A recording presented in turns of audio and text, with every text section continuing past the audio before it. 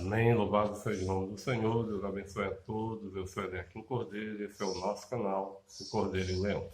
Se você gostar do conteúdo desse vídeo, não se esqueça de comentar, compartilhar, ativar o sino das notificações, deixar o seu like e, se possível, se inscreva no canal para nos ajudar em nome de Jesus, amém? Estou trazendo aqui alguns conteúdos falando sobre a língua hebraica. Desta feita nós vamos falar um pouco sobre a história dessa própria língua, amém? De início eu quero trazer uma frase minha, que diz assim: dois tipos de pessoas que deveriam se preocupar com o que e de que forma a igreja crê. Em primeiro lugar seriam os pastores, amém?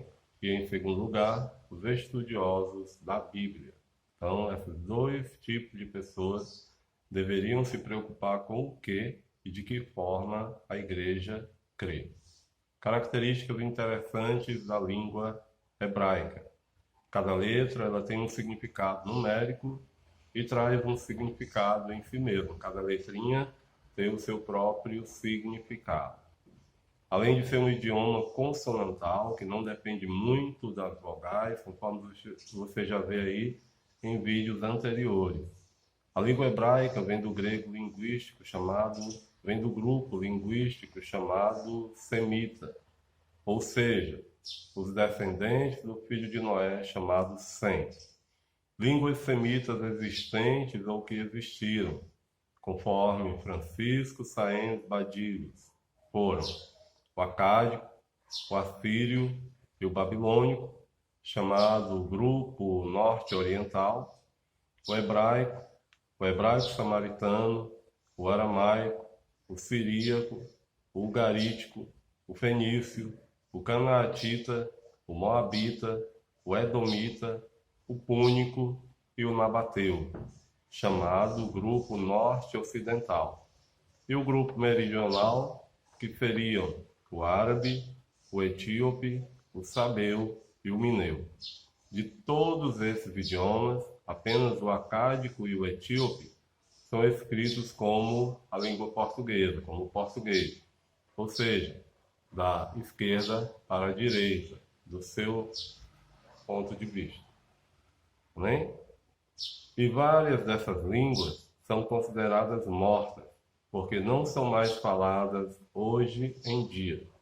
Rudolf Ellinger diz: bem no início de sua história, a língua hebraica ela era composta apenas por consoantes, escritas da direita para a esquerda e sem espaçamento entre as palavras. Quando havia a escrita no começo, eles escreviam tudo junto, não tinha separação entre as palavras, além de não ter as vogais.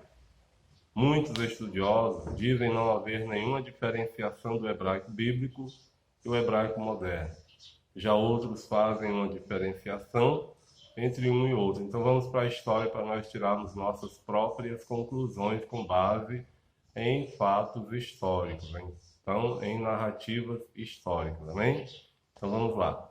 Fase da língua hebraica, conforme Francisco Sáenz Badilhos.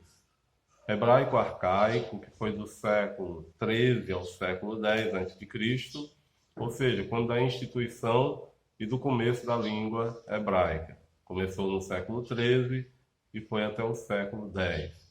Nós temos o hebraico pré-exílico, o hebraico clássico, quando a língua já estava estabelecida. Então, assim, uma mudança do seu início, do seu ponto de vista inicial, ou da língua falada no início, para a língua estabelecida durante o século X até o século VI, que foi justamente o período chamado de hebraico pré-exílico, ou antes do exílio, e o hebraico clássico, que é a mesma coisa, o mesmo período. Então, nesse período aqui, a língua estava estabelecida. Nós temos o hebraico pós-exílico, o hebraico tardio. Aqui passa a ter uma séria e grande mudança da língua hebraica falada antes do exílio para a língua falada depois do exílio. Nós temos aí compreendidos entre o século VI ao século II depois de Cristo. Ou seja, quando Jesus veio, né, habitou nesse mundo, ele viu, ouviu e falou a língua hebraica pós-exílico, ou o hebraico tardio. Embora Jesus ele se dedicasse ao conhecimento, ou seja, ao estudo, a estudar. Ele estudou, ele compreendeu, ele buscou o conhecimento da sua própria língua, a língua nativa dele próprio, né, que nasceu em Israel. Então ele compreendia sim a língua chamada hebraico clássico. Então ele compreendeu, ele entendeu e ele mesmo falou. Quando ele estava falando lá, quando ele estava na cruz, é um exemplo, quando ele clama por Deus, ele diz: Eli, Eli, lama sabachthani. Ele está dizendo: Deus meu, por que me desamparaste? E as pessoas que estavam ali presentes, elas dizem: ele clama por Elias. Vamos ver se Elias vai vir salvá-lo. Vamos ver se Elias vai vir aí para ajudar ele. Então é isso que acontece quando há uma diferença entre a língua, ou seja, há uma transformação da língua durante o tempo. Amém? E isso aconteceu sim com o hebraico. Nós temos ainda o hebraico rabínico, o hebraico talmúdico, ou ainda o neo-hebraico, que foi do século II até o século X depois de Cristo. Amém? Ou seja, esse hebraico aqui é o hebraico com base no Talmud, que era simplesmente o hebraico falado ou ensinado por rabinos. Os rabinos, eles se dispunham a ensinar a língua hebraica e o significado da lei, da Torá. Então eles colocaram tudo isso no papel chamado Talmud.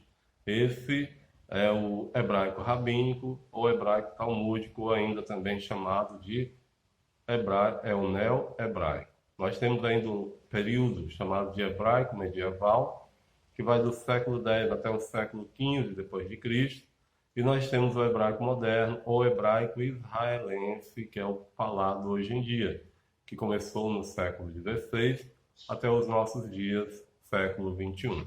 Amém? Deus abençoe, é um vídeo rápido para a nossa meditação. Em nome de Jesus, já passa de 7 minutos, 7 minutos e 30 segundos quase.